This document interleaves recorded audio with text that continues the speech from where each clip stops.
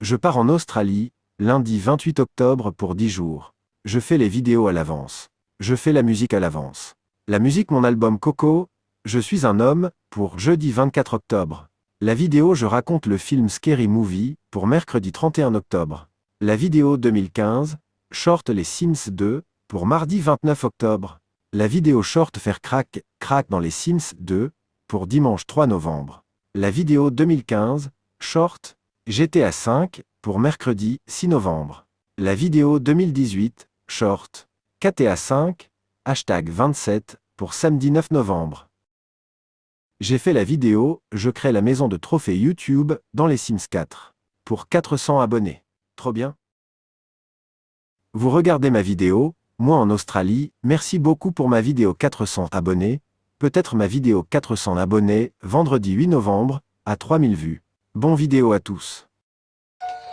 Ferme les yeux et compte les moutons dans ta tête, pourvu que je ne fasse pas de cauchemar. Qu'est-ce que c'est un cauchemar?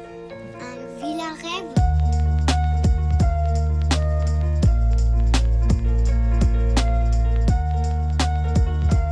Abonnez-vous à ma chaîne. Bonjour les abonnés dans chaîne Coco. Tu as voté pour ce Je raconterai le film Scary Movie? 83% tu as voté pour ce Je raconterai le film La Momie. 17% s'y votent. Je raconte le film Scary Movie. Scary Movie ou film de peur, au Québec, est un film de comédie parodique, d'horreur américain réalisé par Keenan Ivory Wayans, sorti en 2000. Plusieurs films et séries de la fin des années 1990 sont parodiés, principalement les films Scream, Scream 2, et Souviens-toi l'été dernier. Le film aurait dû s'intituler L'été dernier. J'ai crié parce qu'Halloween tombait le vendredi 13 last summer, I screamed because Halloween fell on Friday the 13th, mais a été changé en Scary Movie, pour faire référence au nom original du film Scream.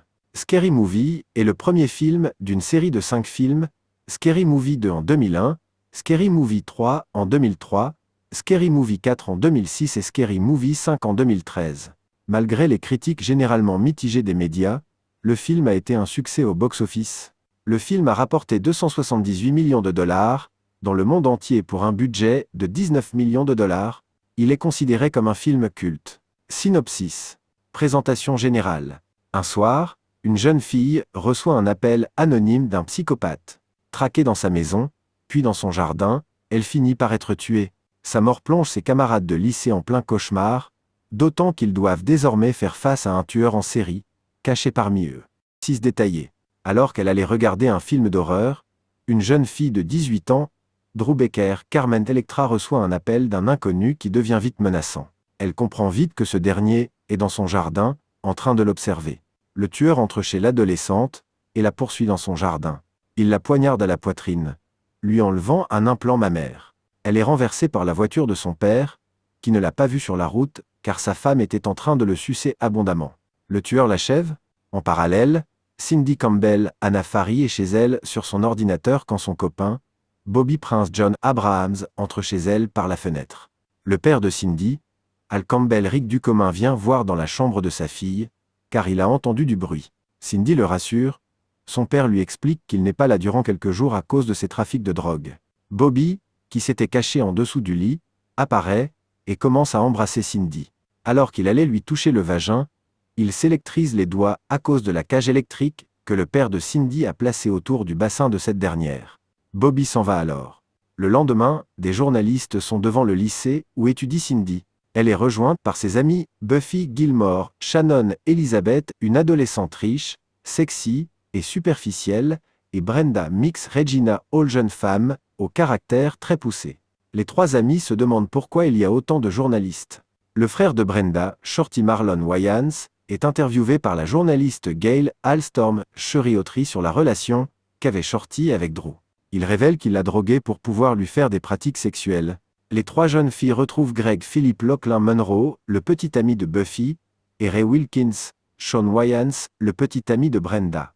Le groupe se pose sur une fontaine, où il est rejoint par Bobby, et parle du meurtre de Drew.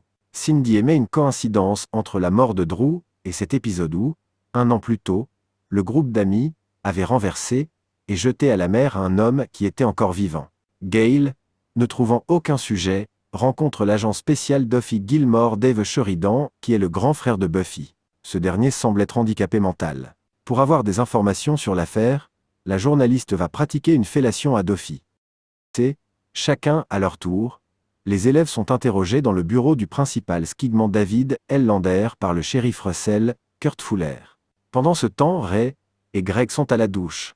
Greg, seul, s'entraîne à la boxe contre son sac de boxe, et en revenant des douches, il trouve une photo de son pénis qu'il trouve handicapant car trop petit. De retour à la fontaine, Buffy révèle que Drew était la babysitter de son frère Duffy, et que ce dernier était tombé amoureux d'elle. Greg, croyant que Ray a mis la photo, veut se battre avec lui et dévoile la photo à ses amis, qui se moquent de lui. Il passe à tabac Cindy et s'en va. Un peu plus tard, Buffy participe à un concours de beauté. Cindy, Greg et Bobby l'accompagnent, mais Greg est tué, égorgé par le tueur qui a profité de l'absence de Cindy et Bobby pour le tuer. Buffy, qui a vu la scène, se met à pleurer et demande l'aide du public, qui croyait à une scène de théâtre. Mais, elle remporte le concours et oublie instantanément la mort de Greg. Chez elle, Cindy reçoit un appel du tueur qui est caché derrière son canapé. Une course-poursuite se déroule alors entre les deux protagonistes. Cindy arrive à se cacher dans sa chambre et appelle la police au moment où le tueur part. Bobby arrive par la fenêtre et réconforte la jeune femme, mais il fait tomber son téléphone portable ainsi qu'un poignard et un masque. Cindy prend la fuite et est surprise par Duffy devant sa porte. Au commissariat, Bobby est mis en garde à vue et Cindy part dormir chez Duffy et Buffy. Chez cette dernière, le tueur l'appelle et lui dit que ce n'est pas Bobby derrière le masque. Le tueur appelle aussi Shorty avec lequel il crie ça va. Waza en version originale. Cindy apprend aussi que Duffy est au courant de l'incident survenu un an plus tôt. Il a entendu une conversation entre sa sœur et Greg à propos de ça. Le lendemain, Cindy pardonne Bobby de l'avoir soupçonné. Buffy, qui ignore les avertissements de Cindy à propos du tueur masqué, se fait décapiter dans les vestiaires. Bien que sa tête soit coupée, la jeune femme continue de parler même après que le tueur a jeté la tête de l'adolescente dans une poubelle. Durant la nuit qui arrive, Brenda et Ray partent au cinéma voir le film Shakespeare in Love. Ray est poignardé dans l'oreille par un pénis tandis que Brenda, qui allait être tuée par l'assassin ayant pris place à côté d'elle, se fait poignarder à mort par les spectateurs présents dans la salle, car cette dernière n'arrêtait pas de les déranger. Le tueur attaque et tue aussi Lisa Andrea Nemeth, la faillotte de la classe de Cindy. Il poursuit Gale Alstorm, qui était présente sur les lieux, et tue son caméraman, Kenny Danjoffre. Pendant ce temps, Cindy organise une fête chez elle.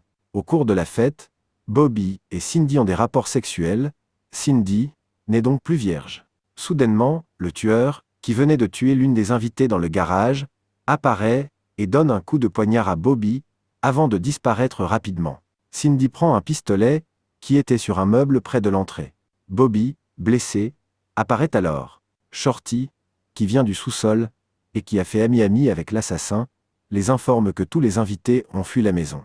Bobby prend l'arme et tire sur Shorty, révélant que sa blessure était une ruse élaborée, et qu'il était le tueur. Ray arrive alors, blessé à l'oreille mais vivant et dévoile qu'il était l'un des deux tueurs. Bobby et Ray font face à Cindy dans la cuisine et annoncent qu'ils vont la tuer elle et son père. Ils prévoient également de faire croire qu'ils sont des héros en se donnant des coups de poignard pour indiquer qu'ils se sont battus. Cependant, le plan échoue lorsque Ray frappe Bobby à plusieurs reprises, en colère parce que son spectacle préféré, les frères Wayans, a été annulé. Le véritable tueur arrive brusquement et tue Ray. Lui et Cindy se battent, mais Cindy le bat avec succès en employant des mouvements copiés de Matrix et l'envoie à travers une fenêtre. Cependant, le tueur disparaît avant l'arrivée de la police. Au poste de police, Cindy et le shérif se rendent compte que Duffy, la seule personne qui connaissait l'accident de voiture, était le véritable tueur, et que son handicap était faux. Malheureusement, Duffy s'est échappé avec Gale Alstorm. En trouvant son déguisement jeté dans la rue, Cindy commence à crier, mais est renversée par une voiture. Scène intergénérique. Shorty énonce quelques règles pour survivre à un braquage de supérette, avant de braquer celle-ci avec ses amis et de s'enfuir. Scène post-générique. Duffy est dans sa chambre et discute avec son aspirateur au sujet de Gale Alstorm. Alors que son aspirateur semble lui faire des avances, Doffy finit par céder et se masturbe avec celui-ci, puis l'aspirateur s'éteint de lui-même, rassasié, et l'écran devient noir. Le Scary Movie 18/20. Le Scary Movie trop bien. Mettre le pouce bleu, mettre s'abonner à ma chaîne. Au revoir à tous. Ferme les yeux et compte les moutons dans ta tête, pourvu que je ne fasse pas de cauchemar. Qu'est-ce que c'est un cauchemar?